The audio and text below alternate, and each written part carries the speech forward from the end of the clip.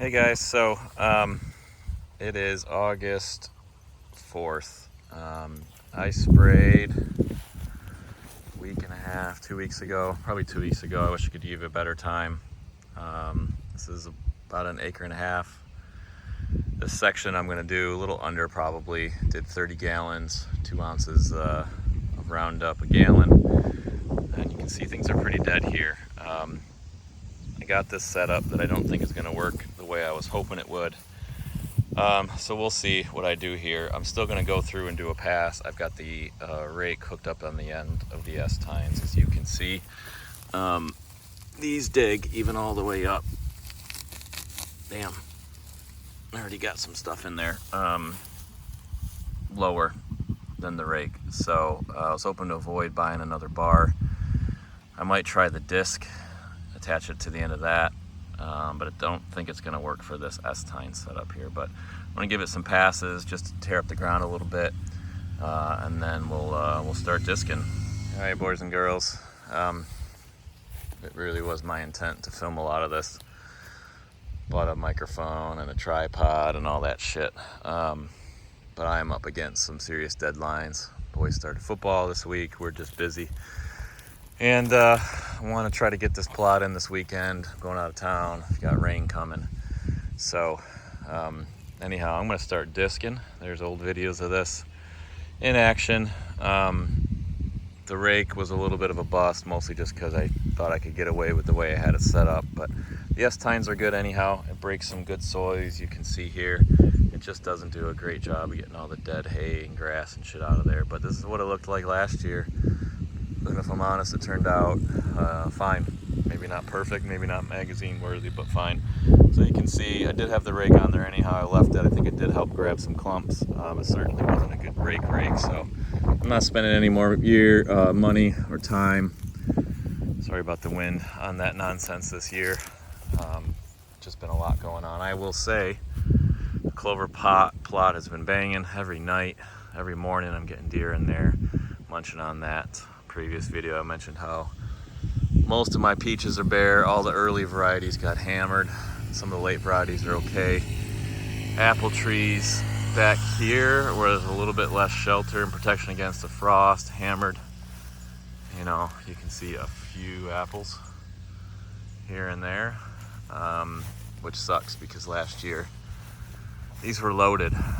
These were the ones that I like to also pick and let drop for the deer. So combo of good food for humans and for people. And anyhow, we're gonna disc here for a little bit, and it's at quarter to about 3:30. So I got to get going here anyhow. Get the boys ready for Friday night football practice, and we'll come back tomorrow, fertilize, and plant. Passes in.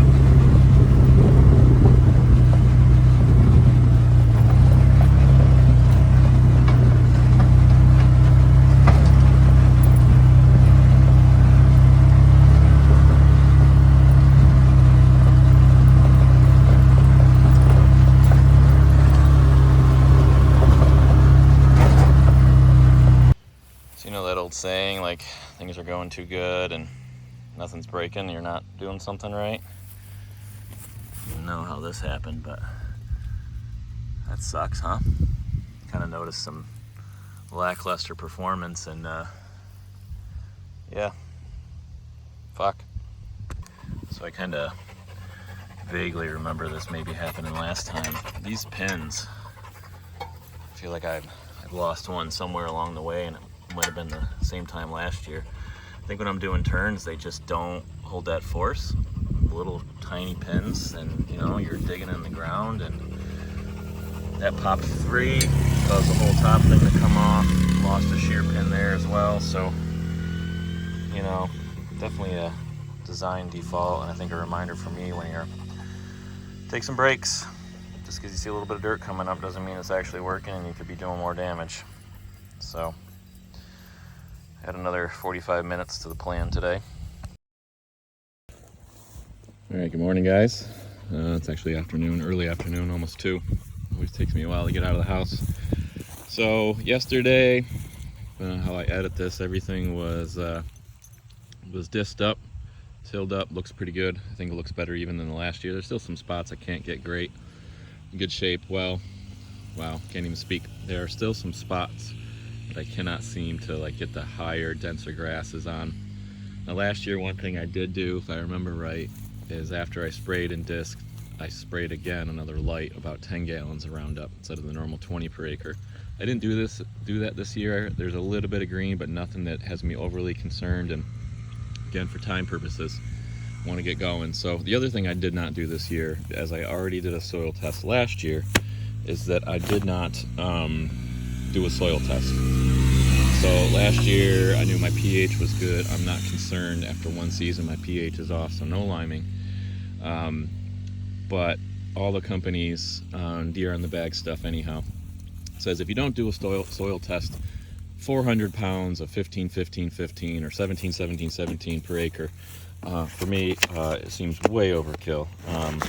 So I've got some 15-15-15 from Country Max. It's like a local supplier though. It's not anything too bad. 25 pounds a bag. So I got 6 bags, an acre and a half. That's 300 pounds instead of the normal 600 pounds. So kind of cut it in half there, which I think is more than adequate. Last year all it called for was nitrogen on this side and a little bit of phosphorus on the other side, or potassium, sorry, whatever the K is. So I don't really need the P, I don't think, but 15-15-15, 300 pounds should be fine. Fired this thing up yesterday just to make sure before I loaded it all up I was going to have another equipment catastrophe. Now it's been sitting in a storage tent, you know, one of those tent things that protects things from the element but isn't airtight. It's rusted around all the bolts and stuff. If you remember last year, not super impressed with this thing. Don't like the fact that I have to turn it on here, open the chute and then run. There's no remote switch. So I just got this going to my external battery here that makes things easier from a wiring perspective.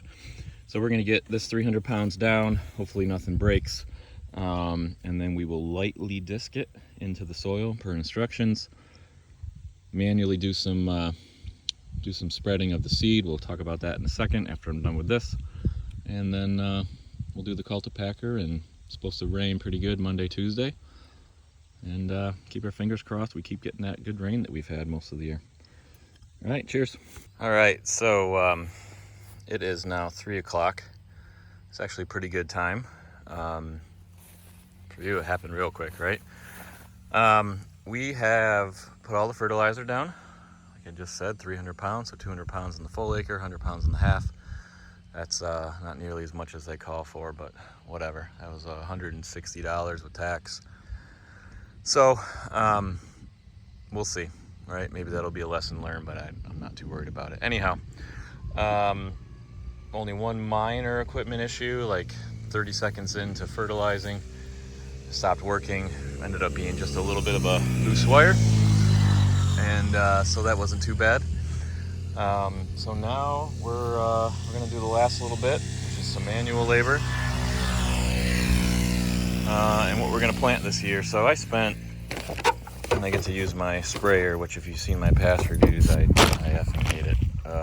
It gets good reviews. I don't know if they pay for people to sponsor them. There's got to be, I mean, someone could be a millionaire with just a better system than that. So anyhow, if you recall last videos, and if you haven't watched the last videos, did not have the deer particularly take to my turnips. Did really well with the brassicas. Okay with radish. I'm not sure if either the radish didn't come up or they just killed it. And kale, anything with leaves did really well, but the turnips, beets, things like that didn't do particularly well. So I know some of that is because the deer got to get used to it, then they like it. We did not have a harsh winter, so they didn't really have to like try it. And there's so much corn and other stuff around here. So I'm skipping beets and greens. I got winter greens again, which if you recall from last year, half of this plot up here was winter greens. I'm going to do that again. And honestly, why I bought this is because there was a Prime Day deal on it, so relatively cheap. I do not like Whitetail Institute's fact that they don't really tell you what's in each bag, and I think that's because they move stuff around. But when you buy the bag, especially it's hard when you buy it online, you can see this has got some Weena 21 forage kale, which again I think did really well. Forage kale, rape, tall tine turnips, rape, turnips, seeds, other crop seeds. Yeah, thanks. So we got some turnips, no beets, kale. We'll see how that goes. And then I have not done oats. I wanted to do peas, but I didn't get good reviews from people in New York about peas. So I bought this bag, which also plants a half acre, which is funny.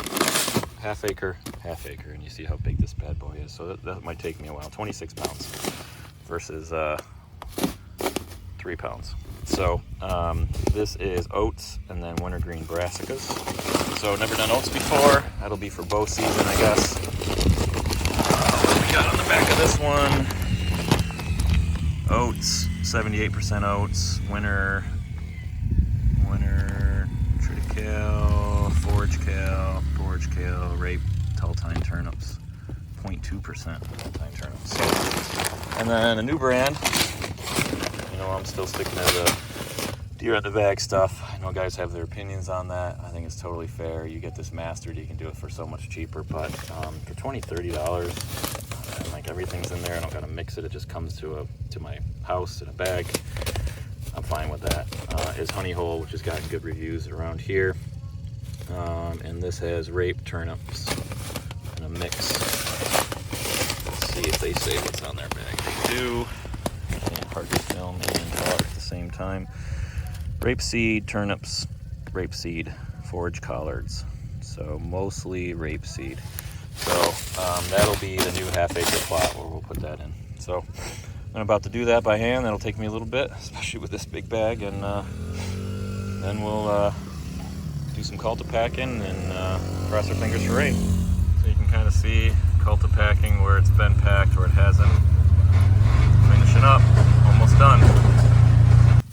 All right, it is 3:45 on a Saturday, and we are done, boys and girls. We just need the good Lord to send us some rain. Just some thoughts for what it's worth. I swear to God, the kids are not around me at all. They're back in the woods until I start filming, so I apologize for that. So there's settings for different stuff. I was worried about how long it was going to take me to do that oats, those oats. And generally, I think it says for rape and some of the smaller seeds, not quite as small as clover and alfalfa, it's a 2.5 setting. Wintergreens was perfect. I like to do a couple passes. That just makes me feel good if I've gone around at least once and covered it, and then do another pass. And I was able to do 2 passes on 2.5. And I'll be honest, this is not quite half an acre, and that's not quite a full acre. So I have a little bit more seed than I even technically need. And then after 2 full passes, I had a little bit left, and just kind of some of the spots that had good soil, I topped it off. A 5 for oats, and that stuff flies down, but it's a big bag. I like the big bags. It just makes me feel better. It's kind of a stupid thing to say, but that went down really well. Not even a full pass with like a 3/4 full bag, topped it off, and then was able to finish it off. And I didn't even really do a second pass, but the coverage is so good that I felt good about that. Honey Hole didn't feel as great about. It says this is 3 pounds and that's 3 pounds. I'll tell you what, on a 2.5, it didn't feel as good. So I even actually slowed down and was a little skimpy in some spots as I was getting low on seed. I was heavier on this side, just to be careful. You can see that's my sand up there. So those are my chestnuts that I planted in an earlier video. That chestnut is at 20. You can see where some Roundup didn't make it there on the sprayer. And that one's at 35. So clearly, you know, for bow stuff, I want them to be a little closer. For rifle, it doesn't matter. But went a little maybe conservative here and a little liberal over there on the other side near those plums, because the bag went quick. So if you're using this shitty thing, and again, it does the job. I hate that you have to hold it open. And don't comment on this like some people did in the other times, in other videos. You have to hold it open. There's no way to lock it in place and hold it at that spot. So doing 1.5 acres is doable. If you had 2 acres, 3 acres, or doing big plots at a time, don't recommend it. So I'm done. I'm gonna drink some water. Actually gonna do a little tree trimming here as well on a stand, and then get out of here. So next update probably be September. Hopefully I got some green growing to show you. Have a good rest of your summer, boys and girls.